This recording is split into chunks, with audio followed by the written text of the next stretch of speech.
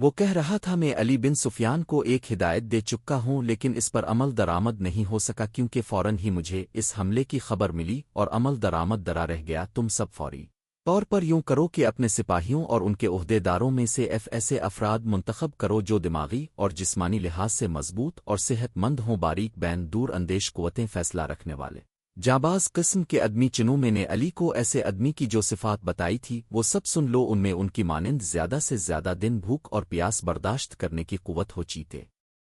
کی طرح جھپٹنا جانتے ہوں عقاب کی طرح ان کی نظریں تیز ہوں خرگوش اور ہرن کی طرح دوڑ سکتے ہوں مین دشمن سے ہتھیار کے بغیر بھی لڑ سکیں ان میں شرحب اور کسی دوسری نشہ اور چیز کی عادت نہ ہو کسی لالچ میں نہ الف عورت کتنی ہی حسین مل جائے اور زر و جواہرات کے انبار ان کے قدموں میں لگا دیے جائیں وہ نظر اپنے فرض پر رکھیں اپنے دوستوں اور ان کے کمانڈروں کو خاص طور پر ظاہر نشین کروا دیں کہ عیسائی بڑی خوبصورت اور جوان لڑکیوں کو جاسوسی کے لیے اور فوجوں میں بے اطمینانی پھیلانے کے لیے اور عسکریوں کے جذبے کے لحاظ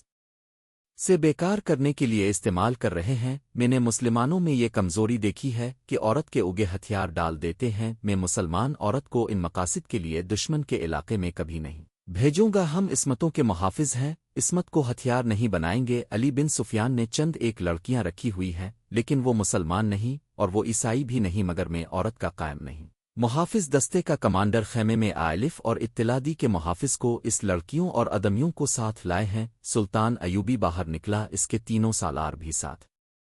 تھے باہر 5 آدمی کھڑے تھے جن کے لمبے چوہے دستاریں اور ڈیل ڈول بتا رہی تھی کہ تاجر ہیں اور سفر میں ہیں ان کے ساتھ 7 لڑکیاں تھیں 7 جوان تھیں اور ایک سے بڑھ کر ایک خوبصورت ان محافظوں میں سے ایک نئے جو سلطان پر تیر چلانے والے کی تلاش میں گئے تھے بتایا کہ انہوں نے تمام علاقہ چھان مارا لی انہیں کوئی آدمی نظر نہیں عالف دور پیچھے گئے تو یہ لوگ 3 اونٹوں کے ساتھ ڈیرا ڈالے ہوئے تھے کیا ان کی تلاشی لی ہے ایک سالار نے پوچھا جیلی ہے محافظ نے جواب دیا یہ کہتے ہیں کہ تاجر ہیں ان کا سارا سامان کھلوا کر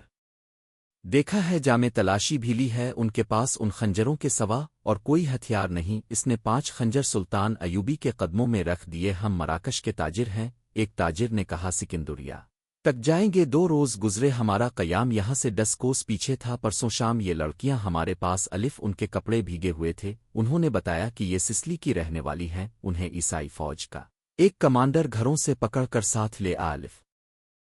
تو میں انہیں اسلام کی بیٹیوں کی طرح پناہ میں لیتا ہوں اپنے دارالحکومت میں جا کر یہ انتظام کر دوں گا کہ انہیں عیسائی راہبوں کسی پادری کے پاس بھجوا دوں گا پادری یروشلم میں ہوں گے دوسری صورت یہ ہے کہ جب عیسائیوں قیدیوں کو عزد کیا جائے گا تو میں کوشش کروں گا کہ ان کی شادیاں قابل اعتماد اور اچھی حیثیت کے قیدیوں کے ساتھ کر دوں انہیں یہ بھی بتا دو کہ کسی مسلمان کو ان سے ملنے کی اجازت نہیں ہوگی اور نہ انہیں اجازت ہوگی کہ کسی مسلمان سے ملیں ان کی ضروریات اور عزت کا خیال رکھا جائے گا تاجر نے لڑکیوں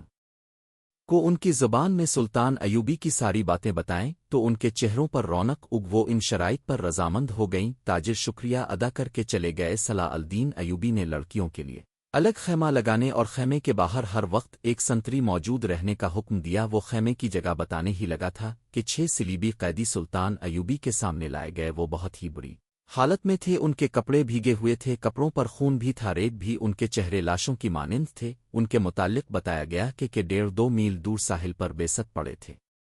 وہ ٹوٹی ہوئی کشتی پر تیر رہے تھے ایک دن کشتی پانی بھر جانے سے ڈوب گئی یہ سب تیر کا ساحل تھا پہنچے کشتی میں 22 آدمی سوار ہوئے تھے صرف یہ 6 زندہ بچے ان سے چلا نہیں جاتا تھا صلیبی لشکر کے سپاہی تھے وہ سر دیڑم سے بیٹھ گئے ان میں سے ایک چہرے مہر سے لگتا تھا کہ معمولی سپاہی نہیں ہے وہ کراخ رہا تھا اس کے کپڑوں پر خون کا ایک دھبا بھی نہ تھا مگر زخمیوں سے زیادہ تکلیف میں معلوم ہوتا تھا اس نے 7 لڑکیوں کو غور سے دیکھا اور پھر کراہنے لگا یہ صلاح الدین ایوبی کا حکم تھا کہ ہر ایک قیدی سے دکھایا جائے چونکہ قیدی ابھی تک سمندر سے بچ کر نکل رہے تھی اس لیے ہر قیدی سلطان ایوبی کے سامنے لایا جاتا تھا اس نے ان قیدیوں کو بھی دیکھا کسی سے کوئی بات نہ کی البتہ اس قیدی کو جو سب سے زیادہ کرا رہا تھا اور جس کے جسم پر کوئی زخم نہ تھا سلطان نے غور سے دیکھا اور آستہ سے اپنے سالانوں سے کہا علی بن سفیان ابھی تک نہیں الف ان تمام قیدیوں سے جو اب تک ہمارے پاس الف چکے ہیں بہت کچھ پوچھنا ہے اور ان سے معلومات لینی ہے اس نے اس قیدی کی طرف دیکھا اور کہا یہ آدمی کمانڈر معلوم ہوتا ہے اسے نظر میں رکھنا اور جب علی بن سفیان الفی تو اسے کہنا کہ اس سے تفصیلی پش گچھ کرے معلوم ہوتا ہے، اسے اندر کی چوٹیں آئی ہیں، شاید پسلیاں ٹوٹی ہوئی ہیں، انہیں فوراً زخمی قیدیوں کے خیموں میں پہنچا دو، انہیں کھلاؤ پلاؤ اور ان کی مرہم پٹی کرو۔ قیدیوں کو اس طرف لے جایا گیا جس طرف زخمی قیدیوں کے خیمے تھے، لڑکیاں انہیں جاتا دیکھتی رہیں، پھر ان لڑکیوں کو بھی لے گئے فوج کے خیموں سے تھوڑی دور لڑکیوں کے لیے خیمہ نصب کیا جا رہا تھا، وہاں سے کوئی 100 قدم دور زخمی قیدیوں کے خیمے تھے، اور ایک بحری جہاز میں جا سوار کیا۔ ان کے ماں باپ غریب ہیں، یہ کہتی ہیں کہ بے شمار جہاز اور کشتیاں چل پڑی، لڑکیوں والے جہاز میں چند اور قسم کے کمانڈر آدمی تھے اور ان کی فوج بھی تھی، وہ سب ان لڑکیوں کے ساتھ شراب پی کر عیش و عشرت کرتے رہے۔ اس ساحل کے قریب الفی تو جہازوں پر اب کے گولے گرنے لگے، تمام لوگ جہازوں سے سمندر میں کودنے لگے۔ ان لڑکیوں کو انہوں نے ایک کشتی میں بٹھا کر جہاز سے سمندر میں اتار دیا۔ یہ بتاتی ہیں کہ انہیں کشتی چلانی نہیں آتی تھی، کشتی سمندر میں ڈولتی اور بھٹکتی رہے، پھر ایک روز خود ہی ساحل سے الف لگی، ہمارا قیام ساحل کے ساتھ تھا، یہ ہمارے پاس اب بہت ہی بری حالت میں تھی، ہم نے انہیں پناہ میں لے لیا، انہیں ہم دھتکار بھی تو نہیں سکتے تھے، ہمیں کچھ سمجھ نہیں آ رہی ہے کہ ان کا کیا کریں، پچھلے پڑاؤ سے یہاں تک انہیں ساتھ لائے ہیں، یہ سوار اگی اور ہمارے سامان کی تلاشی لینے لگے۔ ہم نے ان سے تلاشی کی وجہ پوچھی تو انہوں نے بتایا کہ سلطان صلاح الدین ایوبی امیر مصر کا حکم ہے۔ ہم نے ان کی منت سماجت کی کہ ہمیں اپنے سلطان کے حضور لے چلو، ہم عرض کریں گے کہ ان لڑکیوں کو اپنی پناہ میں لے لیں، ہم سفر میں ہیں۔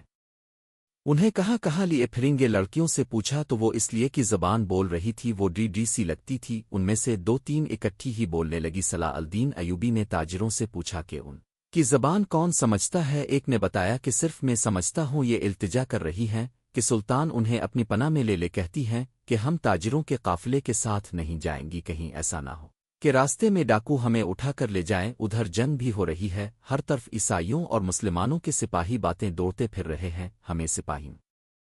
سے بہت ڈر آتا ہے۔ ہمیں جب گھروں سے اٹھایا گیا تھا تو ہم سب کنواری تھی، ان فوجیوں نے بحری جہاز میں ہمیں طوائفیں بنا رکھا ہے۔ ایک لڑکی نے کچھ کہا تو اس کی زبان جاننے والے تاجر نے سلطان ایوبی سے کہا، یہ لڑکی کہتی ہے کہ ہمیں مسلمانوں کے بادشاہ تک پہنچا دو، ہو سکتا ہے کہ اس کے دل میں رحم آ جائے۔ ایک اور لڑکی بول پڑی، اس کی اوز بلندی آئی ہوئی تھی۔ تاجر نے کہا، یہ کہتی ہے کہ ہمیں عیسائی سپاہیوں کے حوالے نہ کیا جائے، میں مسلمان ہو جاؤں گی بشرط کہ کوئی اچھی حیثیت والا مسلمان میرے ساتھ شادی کر لے۔ 2-3 لڑکیاں